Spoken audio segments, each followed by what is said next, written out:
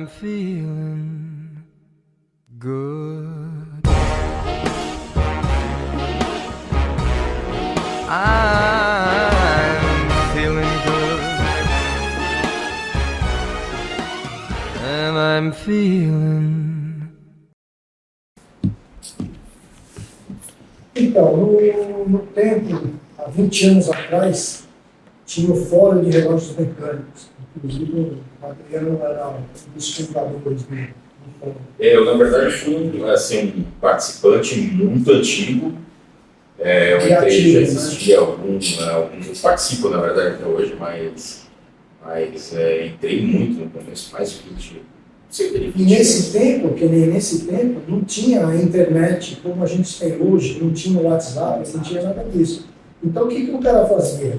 Ele vinha até a sua oficina, procurava tudo que ele tinha de interesse ali, de saber, de procurar entender o funcionamento do relógio, da teoria, para depois falar lá no fórum. Uhum. Acontecia demais isso daí. De sábado, eu abria a loja só para atender os colecionadores. Eles se reuniam lá dentro da loja e ficavam lá naquela troca de figurinha, e um trocando o relógio daqui, outro trocando o relógio de lá, e passavam o tempo, né? Eu até, assim, eu tô aqui junto sem rasgação de seda, mas junto de meio de três professores, o Mauro também, logicamente, ensinou bastante coisa, mas o primeiro deles é o próprio Zé, que foi o primeiro relojoeiro que eu conheci, eu tive contato lá naquele tempo, justamente porque eu conseguia dar uma escapada lá, eu estava começando a ler, então tinha alguns reloginhos que ele revisou, eu ficava lá vendo, eu ficava tomando tempo, lógico, ele tentando trabalhar. Ele na bancadinha. Mas essa parte é gostosa, mas eu fico pensando hoje. O cara ficava enchendo o saco. A concentração ficava 3 horas lá, perguntava, vendo. Quando chegava um Monza, um Monzinha na frente da loja, eu falava, meu Deus, chegou. O Adriano chegou. Mas era um cara sensacional. Ele procurava acolher as coisas, tudo que tinha de bom da relojoaria, ele colhia. Ele começou colhendo ali. Né? Foi, verdade. Eu nem imaginava que primeiro eu nem imaginava que eu ia, naquela época, honestamente, transformar isso em profissão e agora... Viver disso, né? É uma honra, não só ter entrado, mas hoje... Adriano, eu tenho uma... Compartilhamos a mesma profissão, então até deixa eu agradecer. Eu tenho uma... E também, como eu falei, o outro que me ensinou muito é o Éder aqui. O Mauro, comentei ontem que a gente teve... Eu falo muitas coisas que eu sabia, que eu pude mostrar para o Mauro que eu sabia, porque o Éder... Eu tenho uma dúvida assim, Adriano. Você foi uma pessoa que participou dos dois mundos, da teoria e da bancada. E eu acho que você vivenciou na pele a nossa luta, que a teoria de bancada é uma e a teoria de prática é outra. Aliás, a teoria de livros e a didática é outra. O que você tem assim para falar que foi mais impactante, que você tinha uma visão e você viu outra coisa disso? Na verdade, uma das coisas, eu até comentei ontem, por alto, comentei com o Mauro, o que acontece? Eu tive o privilégio de poder embarcar nessa já conhecendo a teoria, que é até um caminho natural na maioria das profissões, afinal de contas, é o que eu falo, um médico ele não faz cirurgia no primeiro ano, né? Ele vai para um monte de coisas para depois. Um piloto de avião, ele não sai pilotando no primeiro dia para aprender meteorologia no último ano. Porém, então eu tive esse privilégio de poder, pelo menos quando eu comecei a mexer, de verdade, muito embora lá atrás eu desmontava, pegava uma sucata, desmontava, estragava, arrebentava tudo. Mas pelo menos eu já sabia por onde começar e como fazer. Afinal de contas, até eu começar a mexer com isso, foram 15 anos trabalhando profissionalmente e vendo relojoeiros trabalhando, observando eles. Então, eu estava vendo coisas corretas e coisas erradas. Relojoeiros, bons relojoeiros Maus exemplos. e maus exemplos, exato. Aquele relojoeiro que não se permitia, ontem acabamos comentando, o bobo é aquele relojoeiro que não se permite evoluir. Uhum. Porque eu até brinquei com o Adriano ontem, Zé, e você vai me confirmar isso, eu imagino que sim, que o conceito do relógio, a relojaria, ela mudou muito nos últimos anos, principalmente nos últimos 10, 12 anos para cá, talvez. Antigamente, nós, quando começamos a profissão, o relojeiro tinha que entregar o relógio funcionando. Se riscasse o moçador, se deixasse um pelo no Ponteiro caísse. Tava tudo certo, o cliente não estava nem aí. Entregando a hora, o relógio estava bom. Podia marcar ponteiro e tal. Claro, não que a gente fazia isso, que a gente tinha o cuidado, o capricho. Mas era isso, tanto que a gente pega muito relógio antigamente, que os ponteiros eram colocados na pinça. Você tem todo marcado e tal. Pinça. Aí quando o mundo começou a ficar mais dinâmico, aí começou a mudar, aí as fábricas começaram a se preocupar em fazer formação e mostrar como elas gostariam de ter os métodos e as boas práticas da manutenção, e o mundo começou a evoluir. E esses relojoeiros, os mais resistentes, e não é porque são pessoas antigas, não, relojoeiros novos, da minha idade, às vezes até mais novo do que eu. Digo-se de passagem, eu sou novinho, tenho... Um menino, né? Um menino, né? 46 anos, mas enfim, até pessoas mais novas, mas eles não se permitem. Não, mas antigamente era assim, controle de qualidade no passado, no tempo que eu trabalhei no sorte grupo, colocava o relógio a 40 centímetros não é hoje se coloca lupa, você olha com lupa, se tiver um polvinho ali dentro, o cliente vai reclamar. O consumidor mudou. O que acontece? O cara tira uma foto hoje, o celular está super evoluído, e ele vai puxando, exatamente. Ele vê até o pingo de óleo que você colocou lá embaixo. A gente comentou isso ontem e eu fiquei pensando, eu acho que dá para traduzir da seguinte maneira: o que aconteceu é que o relógio, ele mudou como objeto para as pessoas. Sim. Quando ele era só um objeto utilitário, que era para Só ficar pra ver a as hora. horas, ele precisava que estivesse funcionando. Exatamente. Hoje, até o contrário, eu conheço colecionador, você já deve ter ouvido.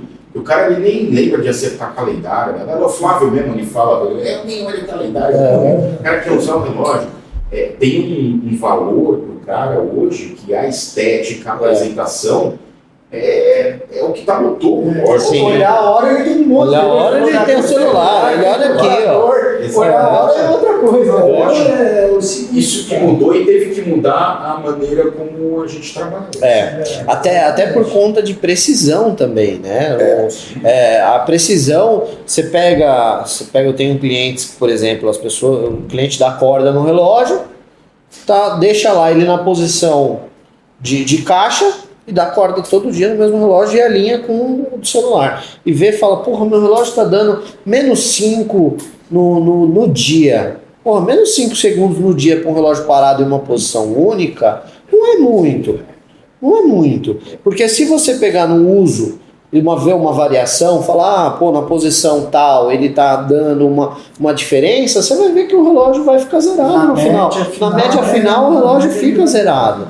Mas o consumidor está se educando melhor. Eu acho que a gente tem um papel importante sim. de educar sobre o que o colecionador, o entusiasta deve esperar. Exatamente, de cada peça também. Mesmo independente do valor e tudo mais. Mas deixa eu até comentar uma coisa, respondendo exatamente o que você falou da teoria e da prática. Eu notei e lógico, quando eu comecei a mexer com isso na prática, meu foi um learning curve monstruoso.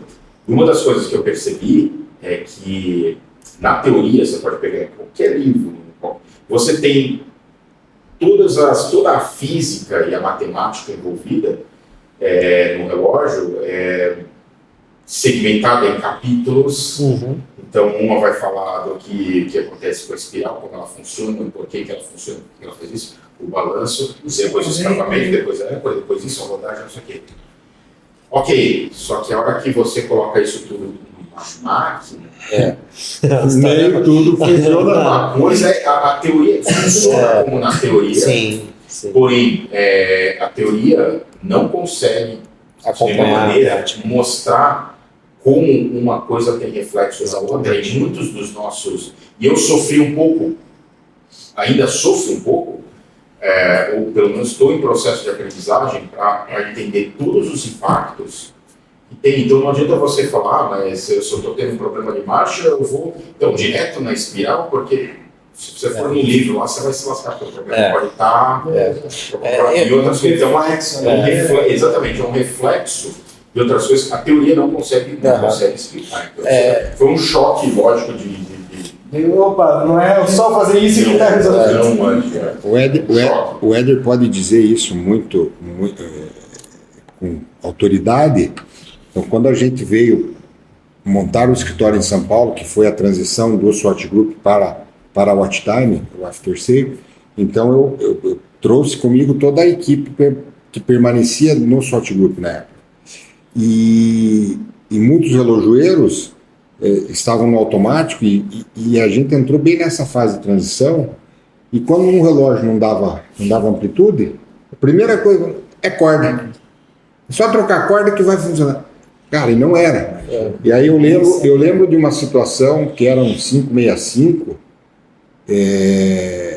era um 565 que estava com 220, 210 de amplitude e não estava bem. Até se olhava a marcha, o balanço estava legal e tal, mas estava muito baixa a amplitude. E aí, vou trocar a corda. Aí trocou a corda, ficou a mesma coisa. Falei, cara, não é assim. Aí, eu não lembro se foi você que veio para cá ou quem era. E os relojeiros colocavam no vídeo para testar, mas colocavam com 56 graus de amplitude. Aí eu falei, cara, mas não é esse 49 ou 51, não sei. Eu não lembro. É baixo. 49. O que esse grau de amplitude significa? Cada grau vai te dar mais ou menos um ganho de 8 a 10 graus de amplitude no aparelho. Então, se é 49, eu estou fazendo com 56, eu vou ter quase 60, 70 graus a mais. Então, do 210 vai para 280. Eu falei, cara, não, mas no SWOT Group era assim, cara, mas está errado. Não, mas... O que a gente sofreu nisso, vocês não fazem ideia. Então, era um relojoeiro que...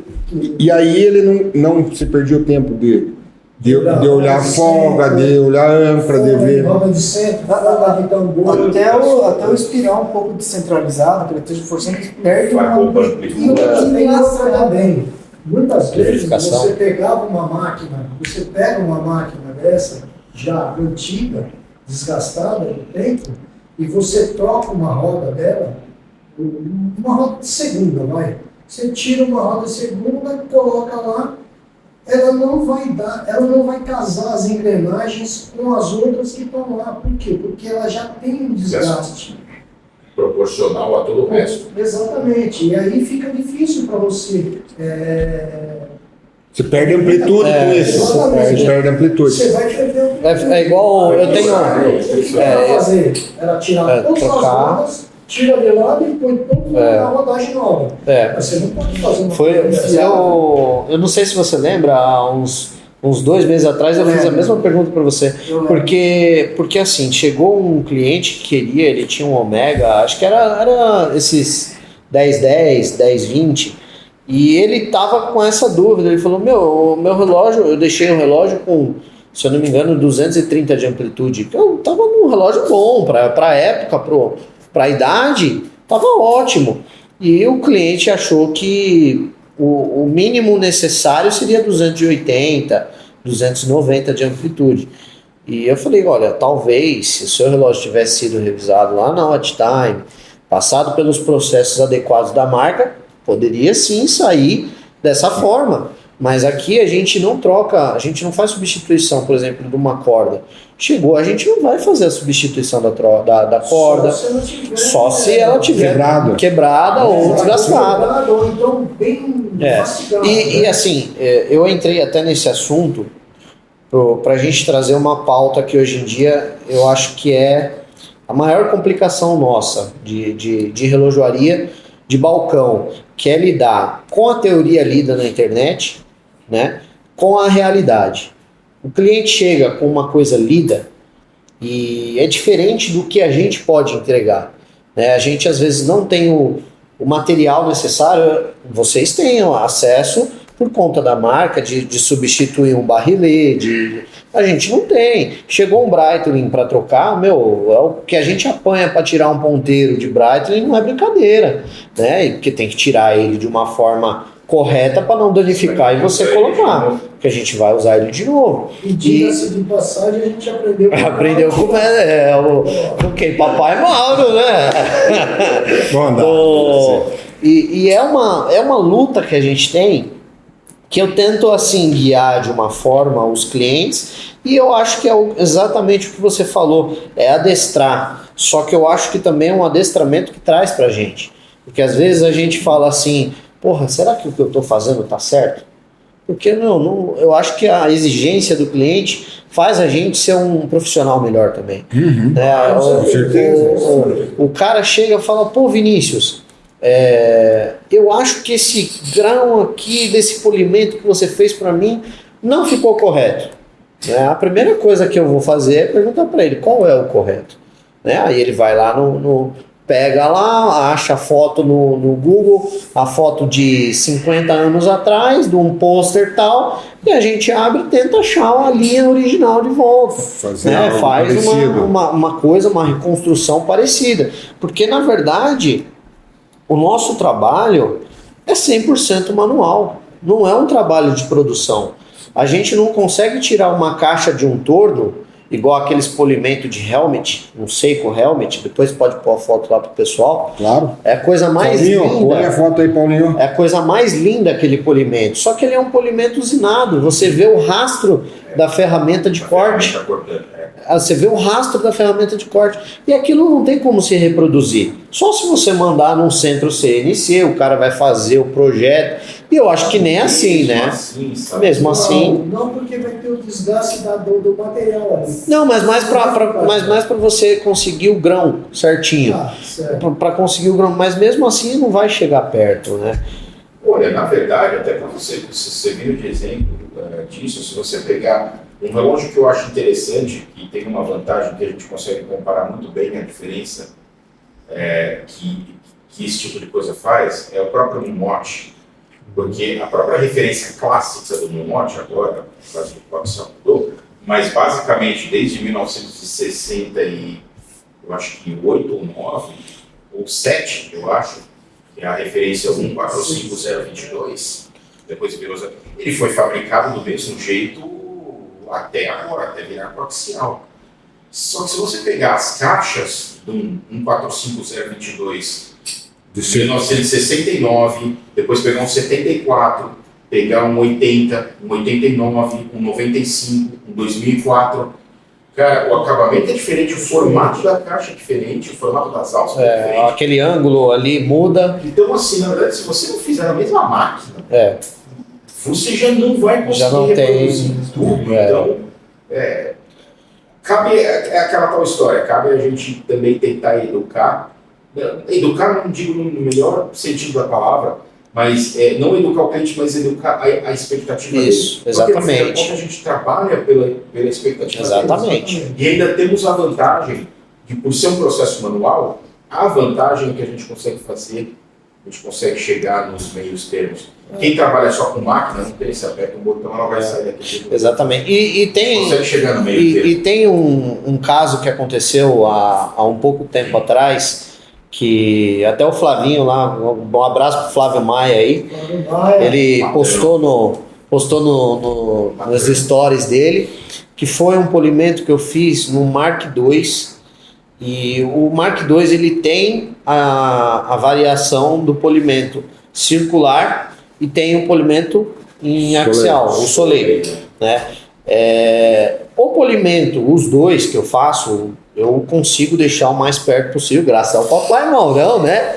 O Papai Maurão ajudou a gente chegar no grão certo, mas ele tem uma variação e tem a variação também na lateral da caixa, porque alguns são circulares com a lateral circular, outros são circulares com a lateral reta, outros são soleil com a lateral circular, então não tem um padrão que você olha e você fale assim, poxa, eu vou seguir esse padrão. Aí entra o cliente, né? Eu tenho uma discussão sempre com os meus clientes, aliás, um grande abraço a todos, né? Mas eu trago sempre em vista assim, o que você gosta. Porque não adianta eu chegar e tentar estipular para o cliente que tem que ser um polimento Soleil, porque nos anos 70 era um polimento Soleil. Se ele gosta de um polimento raiado, então eu vou reproduzir o polimento dele raiado. Só que aí você tem que fazer o que você falou, você tem que trazer a expectativa do cliente para a realidade. Não adianta você falar assim, poxa, pegar uma caixa toda marcada, toda cheia de ding, e falar para ele, olha, eu vou usar uma solda micro laser do senhor Santo Graal lá da Europa e vai ficar uma caixa 0 km. Porque não vai. Desculpa, mas melhora muito, mas ao padrão original igual saiu nos anos 70, a gente não vai conseguir chegar, né? A gente não vai. É diferente de uma caixa, por exemplo, da Rolex. Na caixa da Rolex, você chega na perfeição. Eu não sei se é por causa do material usado na Rolex, você consegue chegar numa perfeição. No nível superior, né? Que o Rolex, do Rolex. o Rolex, se você olhar para a estrutura da caixa, ele é um relógio fácil de se polir, né? Se você não tem, uma lateral polida e uma alça. Então, devido a isso, você consegue chegar numa perfeição. Agora, os outros não. Eu ainda tenho o privilégio de ter os colecionadores nato mesmo. Esses não quer que faz polimento de espécie alguma. Eu tenho um colecionador que ele não gosta nem que lava a caixa. Não, deixa as cacas do antigo dono. Né?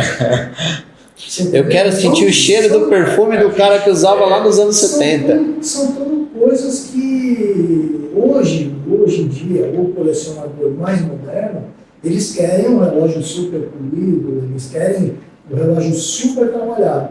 Os antigos não, Não, mas varia também, pai, porque tem colecionador moderno que quer a antiguidade. Tanto é também que tem, para você vender um relógio lá fora, por exemplo, nos Estados Unidos, Europa, eles preferem o relógio sem polimento. Hoje eles têm preferidas. Do jeito que está a caixa. Mas Não interessa como esteja. Principalmente um 861, um 69, esse tipo de relógio.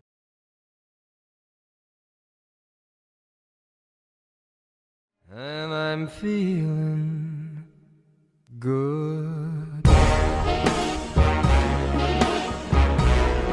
I'm feeling good. And I'm feeling